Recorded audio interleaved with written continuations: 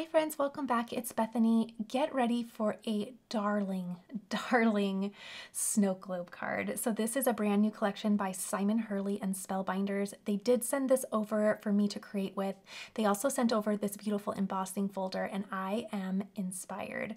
Look also at these foiled sentiments. I think these are gorgeous, and let me tell you, I use these a lot this season. So get ready to add to cart. I am just warning you, this turns out adorable.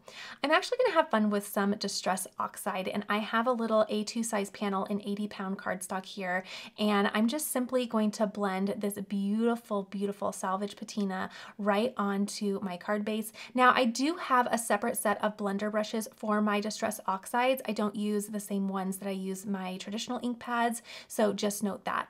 I'm also grabbing a spray bottle. I'm going to spritz down my fingers so I have some really wet hands, and then I'm going to flick that right onto the card surface.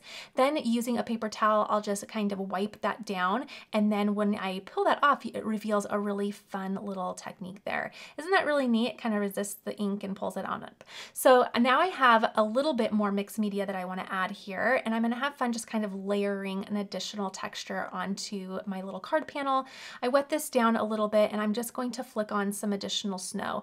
Not only is this going to give just a little bit of a different look, but it's also going to add a little more texture in a different way onto this card, and I really love how this turns out. It's a little subtle on camera, but in person the texture is really neat, and it's worth the effort.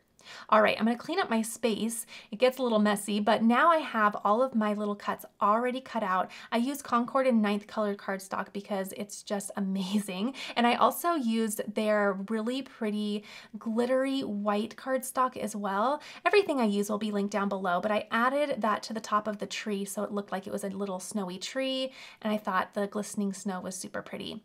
Then I'm going to add a cute little gold star. Look how sweet that turns out. It's so fun.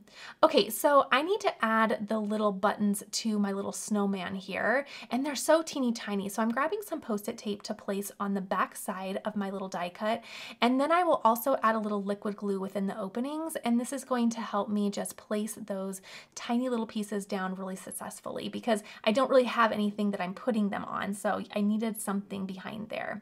All right, tape did the work. That looks great. Now I'll add my little carrot nose. I ended up actually going for the orange nose. I also cut it out of the gold glitter, but I really liked how the orange looked in the end. So we also have a cute little scarf here, and it comes in two parts. You have the base of the scarf with a little piece kind of trailing in the wind, and then you have another piece that goes over the neckline to make it look like it's wrapped around, and it's so cute. It was a really neat touch. So we also have the little brim of the hat, so we have kind of the outline of the hat really, and then we have an additional part for the brim. Again, little choices like this when they are designing things like this just really make things dimensional, and I think it's super cool. Okay, and let me add the little hat here. It's just all coming together. I love that the more and more I'm gluing, the more I'm seeing this all just come to life. Now I need to add some little black eyes and mouth. So the easiest way I thought to do this was just to add a piece of that charcoal colored cardstock to the back, and I'm just gonna glue it to the back so it just kind of shows through those little openings, and it did just the trick and added the perfect amount of contrast that I need.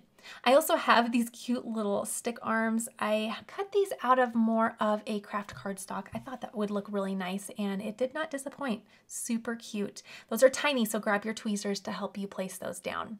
Okay, I'm going to use the circle die, and I'm going to cut this on out. This is going to be my actual snow globe part, and I'll secure that with a little bit of yellow tape, run that through my Spellbinders Platinum 6, and then we'll have our snow globe that we are going to start building upon.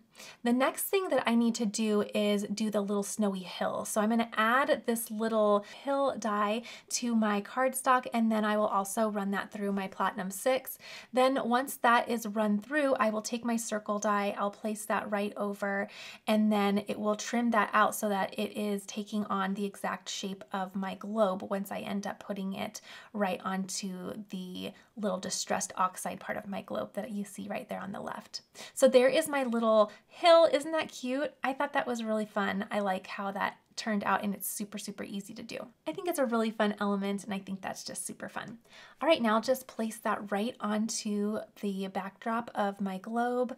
How pretty. Ah, This just keeps getting better and better, and I love that about a card. The more you glue, the more you place. Everything is just coming to life, and it feels so Christmassy and festive. I love it.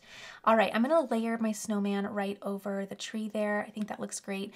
And then for the base of my snow globe, I was going to do the craft cardstock, and then I thought, let's have some fun here and make it a little bit more Bethany. I'm going to actually use this nectar cardstock to do the base. All right, now for hot foiling, I'm gonna lay my hot foil plate down.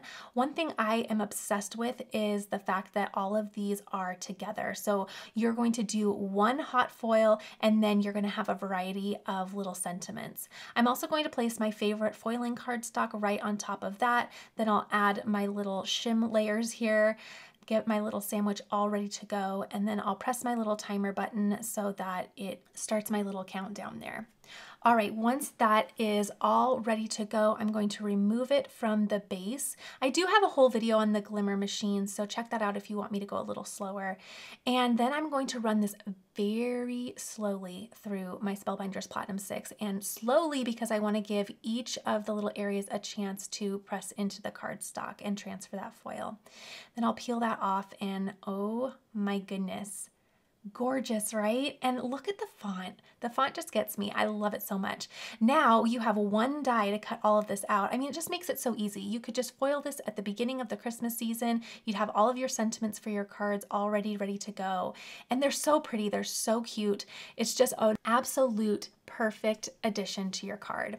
So now they're all trimmed out and ready to go, and we can go ahead and trim down a piece of cardstock just a little bit. I'm going to trim this down to 4 by 5 1/4, and then I will emboss this with that beautiful snowflake embossing folder. I just wet down my cardstock just a little bit so that it is opening up the fibers of that paper a little bit just to get a really good embossed look on there. And then I kind of struggle getting this through my machine, but voila, it turns out amazing. Look at that texture, so pretty. You want this embossing folder. It is so much fun. Okay, let's go ahead and construct the card base. This is a 110-pound cardstock this time. I'm going to do a top folding card, and then I'm going to press down the little edge so that it's all ready to go. All right, let's secure this down, and then we are going to build this from the ground up. Using a little foam tape, I like to put foam tape on the back of my embossed panels. It strengthens them a little bit from being put through with the embossing folder, but it also adds that dimension that is just too good to pass up. So I'll place that down on my card, looks great, and then we can add all of the other elements.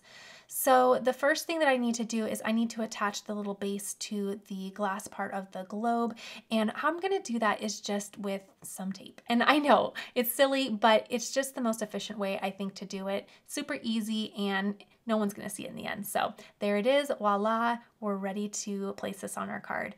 I'm going to add a little bit more dimension by using these foam squares. These are such a good little accessory to have in your craft room. I love these. You'll grab for them all the time, so be sure to grab a pack. Then I'll place that down on my card. I have to decide on a sentiment, but in the end, I love this sentiment. I think it says, "Sending warm winter wishes." I love how that looks. So pretty. It's the perfect final look to this card.